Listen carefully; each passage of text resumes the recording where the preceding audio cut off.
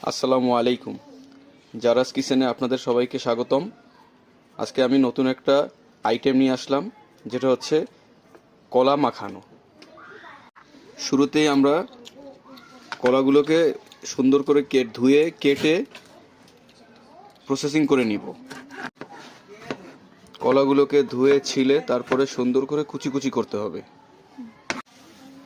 আমরা একটা হামানদিস্তা নিয়ে নিব এবং তার ভিতরে কিছু শুকনা মরিচ পোড়া নিয়ে নিব। তারপরে লবণ, বিট লবণ দিয়ে সুন্দর করে ছেঁচে নিব।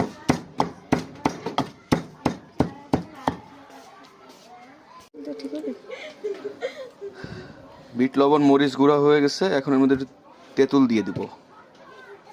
তেঁতুল দিয়ে মাখিয়ে নিব। আমাদের তেঁতুল মিশানো শেষ, এখন এর মধ্যে আমরা কলা দিয়ে দেব। সুন্দর করে মাখিয়ে নিতে হবে কলাগুলো। তৈরি হয়ে গেল আমাদের মজাদার কলা মাখা।